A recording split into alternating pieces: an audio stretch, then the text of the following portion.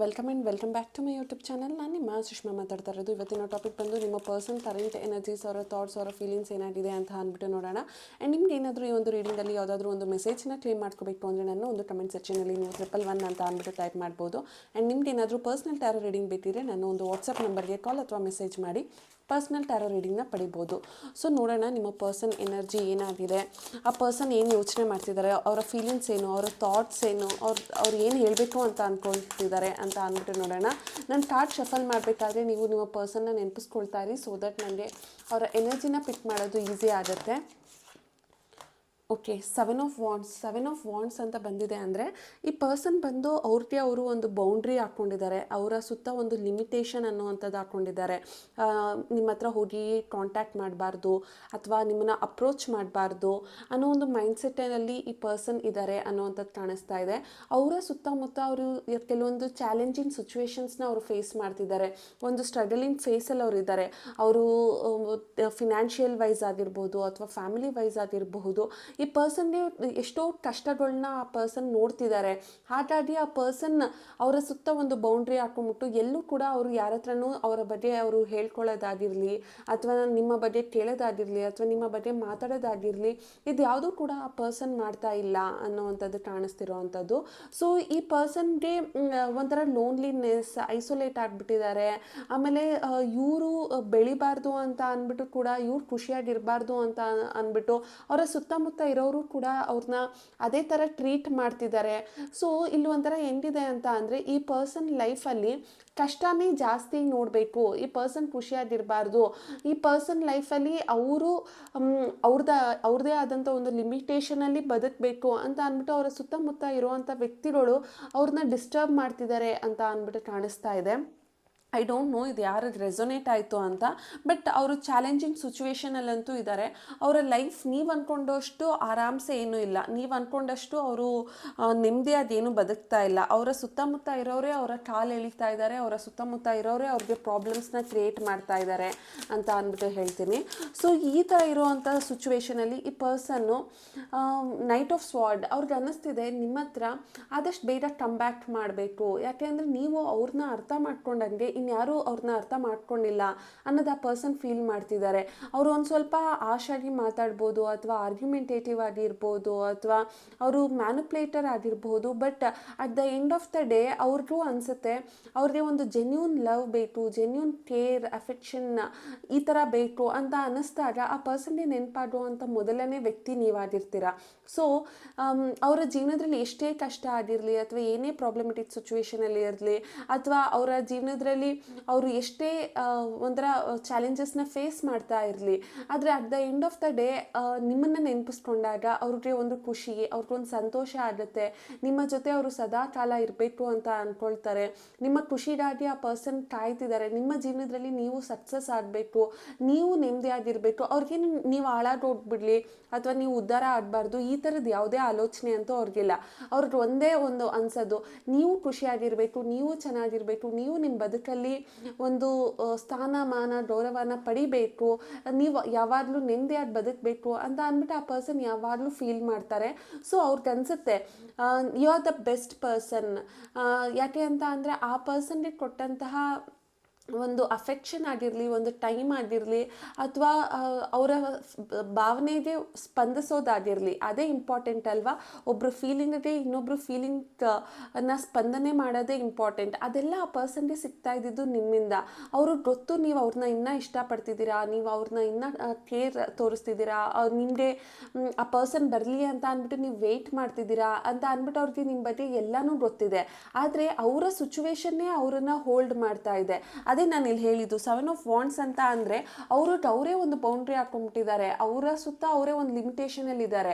ಅದರಿಂದ ಅವ್ರು ಹೊರಗಡೆ ಬರೋದಕ್ಕಾಗ್ತಾ ಇಲ್ಲ. ಅದೆಲ್ಲ ಅವರು ಓವರ್ ಥಿಂಕಿಂಗ್. 7 ಅಂತ ನಂಬರ್ ಇದೆ ಅಂದಾಗಲೇ ಅನ್ಕೋಬೇಕು ಅವರು ಓವರ್ ಥಿಂಕಿಂಗ್. ಯಾವಾಗ್ಲೂ ಏನೋ ಇದಾಗೋಗ್ಬಿಡುತ್ತೆ, ಏನೋ ಪ್ರಾಬ್ಲಮ್ ಆಗಿಬಿಡುತ್ತೆ, ನಾನೇನೋ ಸಿಚುವೇಷನಲ್ಲಿ ತಗ್ಲಾಕೊಂಡ್ಬಿಡ್ತೀನೇನೋ, ನನ್ನನ್ನು ಯಾರಾದರೂ ತಪ್ಪಾಗಿ ತಿಳ್ಕೊಂಡ್ಬಿಡ್ತಾರೇನೋ ಅಥವಾ ನಾನು ಈ ವ್ಯಕ್ತಿ ಹತ್ರ ಹೋದರೆ ಇವ್ರು ಖುಷಿಯಾಗಿರ್ತಾರ, ಈ ಥರದ್ದು ಓವರ್ ಥಿಂಕಿಂಗ್ ಈ ಪರ್ಸನ್ ಮಾಡಿ ಅವ್ರಿಗೆ ಅವರೇ ಒಂದು ಸುತ್ತ ಒಂದು ಬೇಲಿನ ಹಾಕ್ಕೊಂಡ್ಬಿಡ್ತಿದ್ದಾರೆ.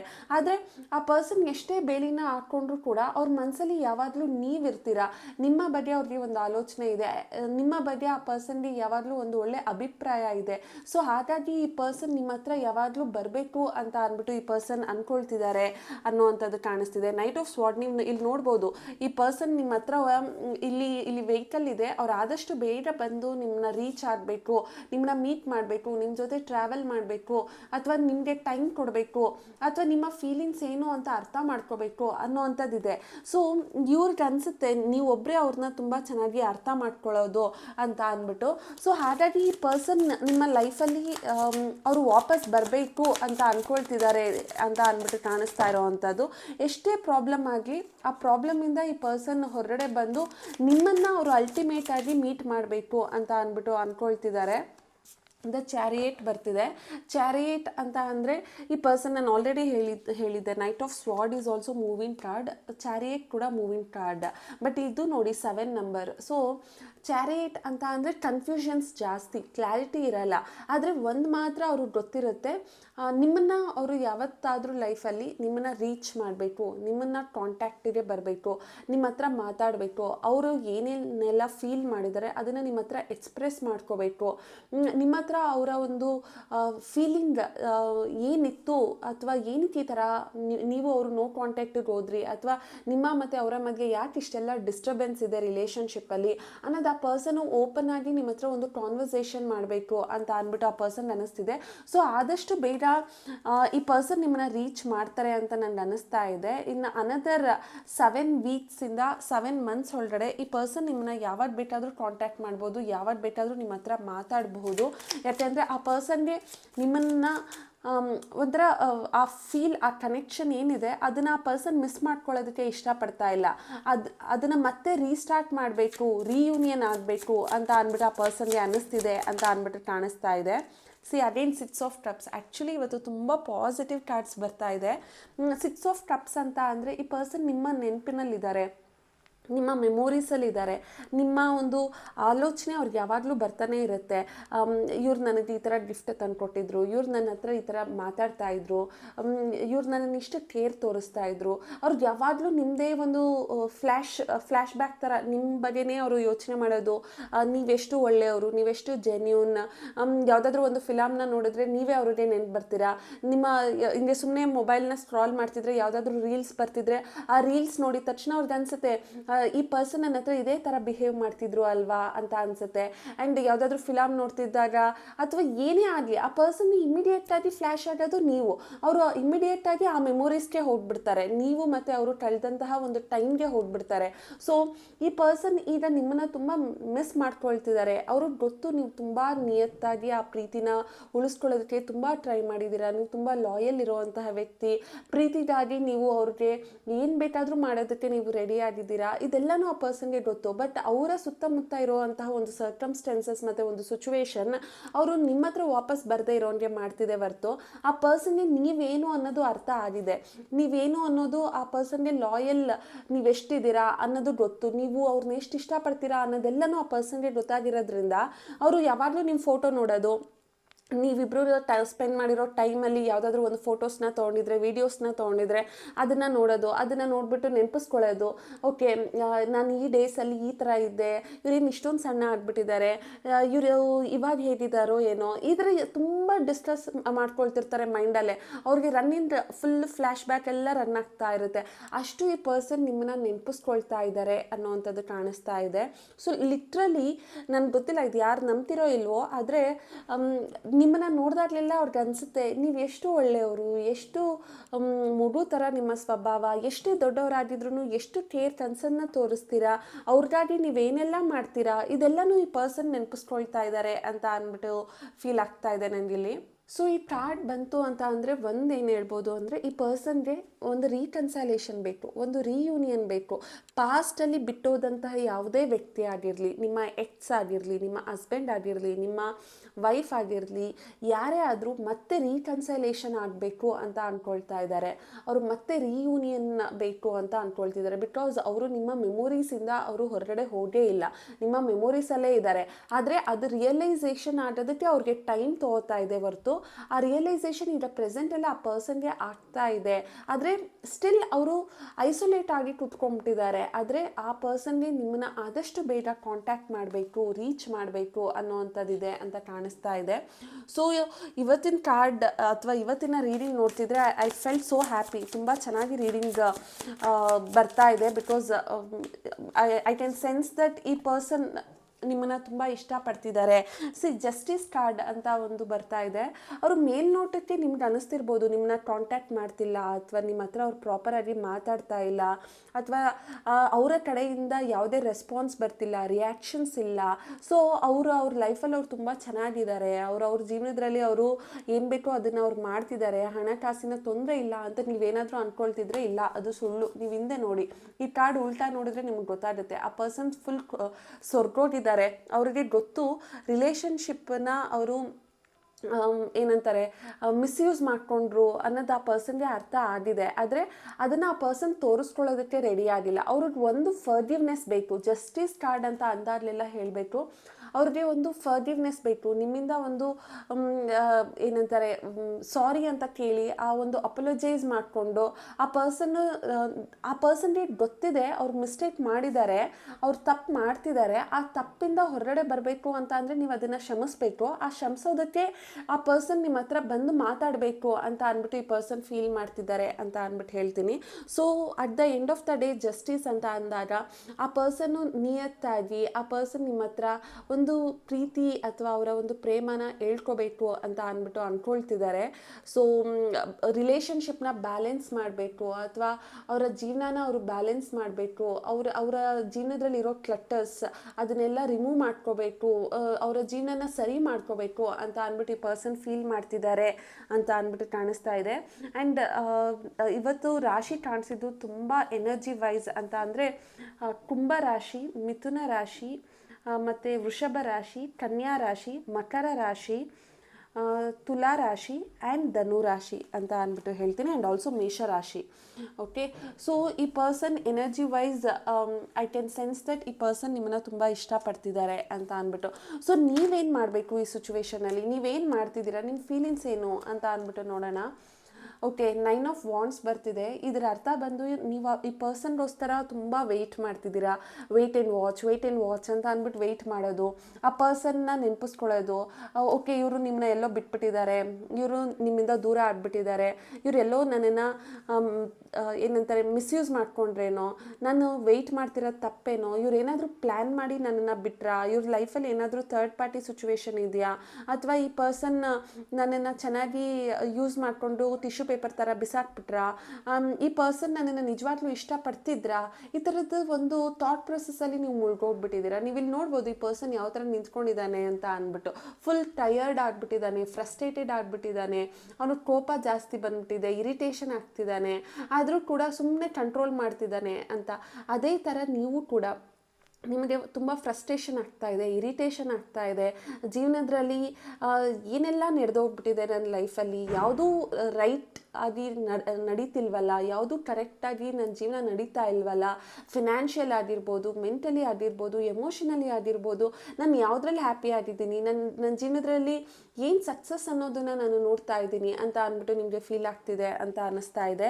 ಸೊ ನೀವು ರಿಲೇಷನ್ಶಿಪ್ನ ಲೆಟ್ ಗೋ ಮಾಡಲಾ ಅಥವಾ ಹೋಲ್ಡ್ ಮಾಡಲಾ, ವೆಯ್ಟ್ ಮಾಡಲಾ ಅನ್ನೋದು ನಿಮಗೆ ಗೊತ್ತಾಗ್ತಾ ಇಲ್ಲ. ನಿಮ್ಮ ಒಂದು ಜೀವನದಲ್ಲಿ ಒಂದು ಮೊನಾಟನಸ್ ರೊಟೀನ್ ಆಗೋಗಿದೆ. ಬೆಳಗ್ಗೆ ಎದ್ದೋಳು, ಸಂಜೆ ಹೋಗು, ಆಫೀಸಿಗೆ ಬಾ, ಸಂಜೆ ಮನೆಗೆ ಬಾ, ಈ ಥರದ್ದು ಒಂದು ಮೊನಾಟನಸ್ ರೊಟೀನ್, ಆ ಒಂದು ರೊಟೀನಲ್ಲಿ ಸ್ಟಕ್ ಆಗೋಗ್ಬಿಟ್ಟಿದ್ದೀರಾ. ಆದರೆ ನೀವೇನೇ ಎಫರ್ಟ್ಸ್ ಹಾಕಿದ್ರು, ಈಗ ಏನೋ ಕೆರಿಯರಲ್ಲಿ ಗ್ರೋತ್ ಆಗೋಣ, ಫಿನಾನ್ಷಿಯಲಿ ಗ್ರೋತ್ ಆಗೋಣ ಅಂತ ಅಂದರೆ ನಿಮ್ಮನ್ನು ಬೆಳೆಯೋದಕ್ಕೂ ಬಿಡ್ತಾ ಇಲ್ಲ, ನಿಮಗೆ ಫಿನಾನ್ಷಿಯಲಿ ನೀವು ಸಕ್ಸಸ್ ಆಗೋದಕ್ಕೂ ಬಿಡ್ತಾ ಇಲ್ಲ. ನಿಮ್ಮ ಸುತ್ತಮುತ್ತ ಇರೋರೇ ನಿಮ್ಮ ಕಾಲು ಎಳೆಯೋದಕ್ಕೆ ಶುರು ಮಾಡಿಬಿಟ್ಟಿದ್ದಾರೆ. ನಿಮ್ಮ ಸುತ್ತಮುತ್ತ ಇರೋರೇ ನೀನು ಉದ್ಧಾರ ಆಗಲ್ಲ, ನೀನು ಚೆನ್ನಾಗಿ ಆಗಲ್ಲ ಅಂತ ಅಂದ್ಬಿಟ್ಟು ಹೇಳ್ತಿದ್ದಾರೆ. ಇಲ್ಲಿ ನೀವು ನೋಡ್ಬೋದು ಈ ವ್ಯಕ್ತಿ ಹಿಂದೆ ಎಷ್ಟೊಂದು ಸ್ಟಿಟ್ಸ್ ಇದೆ, ಆದರೆ ಯಾರು ಕೂಡ ಏನಂತಿದ್ದಾರೆ ಮೋಟಿವೇಟ್ ಮಾಡ್ತಿಲ್ಲ. ಯಾರು ಕೂಡ ನಿನ್ನ ಲೈಫಲ್ಲಿ ನೀನು ಬದುಕ್ತೀಯಾ, ನಿನ್ನ ಲೈಫಲ್ಲಿ ನೀನು ಚೆನ್ನಾಗಿರ್ತೀಯಾ, ನೀನು ಅದು ಮಾಡು ಇದು ಮಾಡು ಅಂತ ಹೇಳೋದಕ್ಕಿಂತ ಜಾಸ್ತಿಯಾಗಿ ನಿಮ್ಮನ್ನು ಕಾಲೆಳೆಯೋ ಅಂತ ಕಾಲಿಳಿಯುವಂಥವರೇ ಜಾಸ್ತಿ ಆಗ್ಬಿಟ್ಟಿದ್ದಾರೆ. ನಿಮ್ಮ ಲೈಫಲ್ಲಿ ನಿಮಗೆ ಮೋಟಿವೇಶನ್ ಅನ್ನುವಂಥದ್ದೇ ಸಿಗ್ತಾ ಇಲ್ಲ. ಸೊ ಹಾಗಾಗಿ ಈ ಪರ್ಸನ್ನ ನೋಡ್ತಿದ್ರೆ ನಿಮ್ಮನ್ನ ನೋಡ್ದಂಗೆ ಫೀಲ್ ಆಗ್ತಿದೆ. ಲಿಟ್ರಲಿ ಈ ರೀಡಿಂಗ್ ಯಾರಿಗೆ ರೆಸೊನೇಟ್ ಆಗ್ತಿದೆಯೋ ಇಲ್ವೋ ನನಗೆ ಗೊತ್ತಿಲ್ಲ. ಐ ಕ್ಯಾನ್ ಸೆನ್ಸ್ ದಟ್ ನಿಮ್ಮ ಜೀವನದಲ್ಲಿ ಸ್ಟಕ್ ಆಗೋಗಿದ್ದೀರಾ, ಟ್ರ್ಯಾಪ್ ಆಗೋಗಿದ್ದೀರಾ, ದುಡ್ಡಿಗಾಗಿ ಸ್ಟಕ್ ಆಗಿದ್ದೀರಾ, ಮೆಂಟಲಿ ಸ್ಟಕ್ ಆಗಿದ್ದೀರಾ, ಯಾವುದ್ರಲ್ಲೂ ಒಂದು ಖುಷಿ ಸಂತೋಷನ ನಿಮ್ಮ ಕೈಯಲ್ಲಿ ನೋಡೋದಕ್ಕಾಗ್ತಿಲ್ಲ. ನೀವು ಇಲ್ಲಿ ನೋಡ್ಬೋದು ನೈಟ್ ಆಫ್ ಪೆಂಟಿಕಲ್ಸ್ ಅಂದರೆ ಆರ್ಸ್ ಎಷ್ಟು ಬ್ಲ್ಯಾಕ್ ಇದೆ ಅಂದರೆ ನಿಮ್ಮಲ್ಲಿ ಒಂದು ನೆಗೆಟಿವ್ ಮೈಂಡ್ಸೆಟ್ ಬಂದ್ಬಿಟ್ಟಿದೆ. ನಾನು ಎಲ್ಲೋ ಬೆಳೆಯಲ್ವೇನೋ, ನಾನು ಎಲ್ಲೋ ನನ್ನ ಜೀವನ ಇಷ್ಟೇ ಏನೋ, ನಾನು ಮುಂದೆ ಏನಾದರೂ ದುಡ್ಡು ಮಾಡ್ತೀನಾ ಇಲ್ವಾ, ನಾನು ಮುಂದೆ ಬದುಕ್ತೀನಾ ಇಲ್ವಾ, ಈ ಪರ್ಸನ್ ನೆನಪಲ್ಲೇ ಕಳೆದೋಗ್ಬಿಡ್ತೀನಾ, ಈ ಥರದೊಂದು ಥಾಟ್ ಪ್ರೊಸೆಸ್ಸಲ್ಲಿ ನಿಮ್ಮನ್ನ ನೀವು ಕಳ್ಕೊಂಬಿಟ್ಟಿದ್ದೀರಾ ಅನ್ನೋವಂಥದ್ದು ಗೊತ್ತಾಗ್ತಾ ಇದೆ. ಸೊ ನಿಮಗೇನು ಗೈಡೆನ್ಸ್ ಇದೆ, ನೀವು ಈಗ ಪ್ರೆಸೆಂಟ್ ಸಿಚುವೇಶನಲ್ಲಿ ನೀವೇನು ಮಾಡಬೇಕು, ನಿಮ್ಮ ಗೈಡೆನ್ಸ್ ಏನು ಅಂತ ಅಂದ್ಬಿಟ್ಟು ನೋಡೋಣ. ನಿಮಗೆ ಯೂನಿವರ್ಸ್ ಏನು ಗೈಡೆನ್ಸ್ ಕೊಡೋದಕ್ಕೆ ಇಷ್ಟಪಡ್ತಾ ಇದೆ ಅಂತ ಅಂದ್ಬಿಟ್ಟು. ಓಕೆ, 5 ಆಫ್ ವಾಂಡ್ಸ್ ಅಂತ ಬರ್ತಿದೆ. ಇದರ ಅರ್ಥ ಬಂದು ನಿಮ್ಮ ತಲೆಯಲ್ಲಿರುವಂತಹ ಕಿಯಾಸ್ ಅಂದರೆ ಕಾನ್ಫ್ಲಿಕ್ಟ್ಸ್, ಕನ್ಫ್ಯೂಷನ್ಸ್, ಇರಿಟೇಷನ್, ಫ್ರಸ್ಟ್ರೇಷನ್ ಅಥವಾ ಕಾಂಪಿಟೇಷನ್ ಅಥವಾ ಕಂಪ್ಯಾರಿಸನ್ ಇದನ್ನೆಲ್ಲ ಬಿಟ್ಬಿಡಿ, ಇದನ್ನೆಲ್ಲ ಸೈಡಿಗೆ ಹಾಕಿ ನಿಮ್ಮ ಜೀವನನ ನೀವು ಪ್ರಾಪರಾಗಿ ನೋಡೋದಕ್ಕೆ ಸ್ಟಾರ್ಟ್ ಮಾಡಿ. ಈಗ ಯಾರೋ ಫಿನಾನ್ಷಿಯಲಿ ಸ್ಟೇಟಸಲ್ಲಿ ಸ್ಟೇಬಲ್ ಆಗಿದ್ದಾರೆ ಅಂದಿದ ತಕ್ಷಣ ನಾನು ಅದೇ ಥರ ಇರಬೇಕು, ನಾನು ಅವ್ರ ಥರನೇ ಬದುಕಬೇಕು ಅಂತ ಅಂದ್ಬಿಟ್ಟು ನೀವು ಕಂಪೇರ್ ಮಾಡ್ಕೊಳ್ತಾ ಇದ್ದೀರಾ. ನೀವು ಆ ಪರ್ಸನ್ನ ನೋಡಿಬಿಟ್ಟು ನೀವು ಮೋಟಿವೇಟ್ ಆಗ್ತಿಲ್ಲ. ಅಯ್ಯೋ ನಾನು ಈ ಥರ ಮಾಡೋದಕ್ಕೆ ಸಾಧ್ಯನಾ, ಡಿಮೋಟಿವೇಟ್ ಆಗೋದೇ ಜಾಸ್ತಿ ಆಗೋಗಿದೆ. ಸೊ ನಿಮ್ಮನ್ನು ನೀವು ಮೋಟಿವೇಟ್ ಮಾಡ್ಕೋಬೇಕು ಅಂತ ಅಂದರೆ ನಿಮ್ಮಲ್ಲಿರುವಂತಹ ಒಂದು ಕನ್ಫ್ಯೂಷನ್ಸ್ನ ಹೊರಗಡೆ ಹಾಕಿ, ಕಾನ್ಫ್ಲಿಕ್ಟ್ಸ್ನ ಹೊರಗಡೆ ಹಾಕಿ, ನಿಮ್ಮನ್ನು ನೀವು ನೆಗೆಟಿವ್ ಆಗಿ ಏನು ಯೋಚನೆ ಮಾಡ್ತಿದ್ದೀರಲ್ಲ, ನಾನು ಮಾಡೋಕ್ಕಾಗತ್ತಾ ಅಂತ ಅಂದ್ಬಿಟ್ಟು ಅದರಿಂದ ಹೊರಗಡೆ ಬನ್ನಿ. ಪ್ರತಿಯೊಬ್ಬ ಮನುಷ್ಯನು, ಪ್ರತಿಯೊಂದು ಜೀವಿನೂ ಕೂಡ ಅವನಿಗೆ ಏನು ಬೇಕೋ ಅದನ್ನು ಅಟ್ರ್ಯಾಕ್ಟ್ ಮಾಡ್ಕೊಳ್ಳೋ ಅಂಥ ಶಕ್ತಿ ಪ್ರತಿಯೊಬ್ಬನಿಗೂ ಇರುತ್ತೆ. ಸೊ ನೀವು ಬಿಸ್ನೆಸ್ಸಲ್ಲಿ ಬೇಗ ಮುಂದೆ ಬರಬೇಕು, ನೀವು ಕೆರಿಯರಲ್ಲಿ ಮುಂದೆ ಬರಬೇಕು, ನೀವು ಫಿನಾನ್ಷಿಯಲಿ ಮುಂದೆ ಬರಬೇಕು. ನಿಮಗೆ ಬೇಕಾಗಿರೋದು ಬರೀ ಎಫರ್ಟ್ಸ್ ಮಾತ್ರ. ನೀವು ನಿಮ್ಗೇನು ಬೇಕು ಅಂತ ಅಂದರೆ at the end of the day peace of mind ಬೇಕು. ಅದೆಲ್ಲ ಬೇಕು ಅಂತ ಅಂದರೆ ನಿಮ್ಮ ತಲೆಯಲ್ಲಿ ನಡೀತಾ ಇದೆಯಲ್ಲ ಈ ಓವರ್ ಥಿಂಕಿಂಗ್, ಈ ಥಾಟ್ಸ್, ನಾನು ಆ್ಯಸ್ ಐ ಸೆಡ್ ಆಲ್ರೆಡಿ ಈ 9 ಆಫ್ ವಾಂಡ್ಸಲ್ಲಿ ಈ ರೀಡಿಂಗ್ ಮಾಡಬೇಕಾದ್ರೆ ಹೇಳಿದೆ ಅಲ್ಲ, ಈ ಒಂದು ಥಾಟ್ ಪ್ರೋಸೆಸ್ಸಿಂದ ಹೊರಗಡೆ ಬನ್ನಿ. ಜೀವನನ ಕ್ಲಾರಿಟಿಯಿಂದ ನೋಡಿ. ನಿಮ್ಮ ಲೈಫಲ್ಲಿ ನಿಮಗೆ ಬೇಕಾಗಿರೋದು ಖುಷಿ, ಸಂತೋಷ, ನೆಮ್ಮದಿ. ಅದು ಬಿಟ್ಟು ಕಾಂಪಿಟೇಷನ್ ಅಲ್ಲ, ಅದು ಬಿಟ್ಟು ಕನ್ಫ್ಯೂಷನ್ ಮಾಡಿಕೊಂಡು ಯಾವುದೋ ಒಂದು ಎನರ್ಜಿಗೆ ಅಂದರೆ ಯಾವುದೋ ಒಂದು ವ್ಯಕ್ತಿಗಾಗಿ ನೀವು ಸ್ಟಕ್ ಆಗುವಂಥದ್ದು ಏನೂ ಬೇಕಾಗಿಲ್ಲ. ಸೊ ತಲೆಯಲ್ಲಿರುವಂಥ ಕಿಯಾಸ್ ಅಥವಾ ತಲೆಯಲ್ಲಿರುವಂತಹ ಏನು ಈ ಥಾಟ್ ಪ್ರೋಸೆಸ್ ಇದೆಯಲ್ಲ ಅದು ಒಂದು ನಾಟ್ ಆಗೋಗಿದೆ ನಿಮ್ಮ ತಲೆಯಲ್ಲಿ. ಅದರಿಂದ ನೀವು ಹೊರಗಡೆ ಬನ್ನಿ. ಜೀವನದಲ್ಲಿ ಕ್ಲಾರಿಟಿ ತೊಗೊಳ್ಳಿ. ಜೀವನದಲ್ಲಿ ನಿಮಗೆ ಏನು ಬೇಕು ಅಂತ ಅಂದಾಗ ನೀವು ಟಕ್ ಅಂತ ಹೇಳಬೇಕು, ಓಕೆ ನನಗೆ ಖುಷಿ ಬೇಕು, ನನಗೆ ಪೀಸ್ ಆಫ್ ಮೈಂಡ್ ಬೇಕು, ನನಗೆ ಯಾರಿಲ್ಲ ಅಂತ ಅಂದ್ರೂ at the end of the day ನಾನು ನೆಮ್ಮದಿಯಾಗಿ ಮಲ್ಕೋಬೇಕು. ಈ ಥರದ್ದು ಒಂದು ಥಾಟಿಗೆ ನೀವು ಕ್ಲಾರಿಟಿಗೆ ಬಂದಾಗ ನಿಮ್ಮ ಒಂದು ಜೀವನ ತುಂಬ ಚೆನ್ನಾಗಿರುತ್ತೆ. ಸೊ ತಲೆಯಲ್ಲಿರುವಂತಹ ಕನ್ಫ್ಯೂಷನ್ಸ್ನ ತೆಗೀರಿ, ನಿಮ್ಮಲ್ಲಿರೋ ಮಿಸ್ಅಂಡರ್ಸ್ಟ್ಯಾಂಡಿಂಗ್ಸ್ನ ತೆಗೀರಿ. ನಿಮ್ಗೆ ಏನೇ ಪ್ರಾಬ್ಲಮ್ ಆಗಿದ್ರು ಅದಕ್ಕೆ ಒಂದು ಕ್ಲಾರಿಟಿನ ಹುಡುಕೊಳ್ಳೋದಕ್ಕೆ ಟ್ರೈ ಮಾಡಿ ಅಂತ ಅಂದ್ಬಿಟ್ಟು ಹೇಳ್ತೀನಿ. And will see last 2 cards. Okay, 2 cards ಬಂದಿದೆ ನಿಮಗೆ ಗೈಡೆನ್ಸ್ ಅಂತ. ನಿಮ್ಮ ಇಂಟ್ಯೂಷನ್ ನಿಮ್ಗೆ ಯಾವಾಗಲೂ ಹೇಳ್ತಾ ಇರುತ್ತೆ, ನೋಡು ನೀನು ಚೆನ್ನಾಗಿ ಬದುಕ್ಬೋದು, ನಿನಗೆ ಈ ಪರ್ಸನ್ ಬೇಕಾ, ಈ ಥರ ನಿಮ್ಮ ಇಂಟ್ಯೂಷನ್ ಹೇಳ್ತಾ ಇದೆ. ನಿಮ್ಮ ಇಂಟ್ಯೂಷನ್ ಮಾತನ್ನು ನೀವು ಕೇಳಿ. ನೀವು ನಿಮ್ಮ ಸುತ್ತಮುತ್ತ ಇರೋವಂಥ ವ್ಯಕ್ತಿಗಳನ್ನ ನಂಬೋದನ್ನು ಫಸ್ಟು ಕಮ್ಮಿ ಮಾಡಿ. ನಿಮ್ಮ ಮೇಲೆ ನೀವು ಫೋಕಸ್ ಮಾಡಿ. ಸೆಲ್ಫ್ ಫೋಕಸ್ ಮಾಡಿ.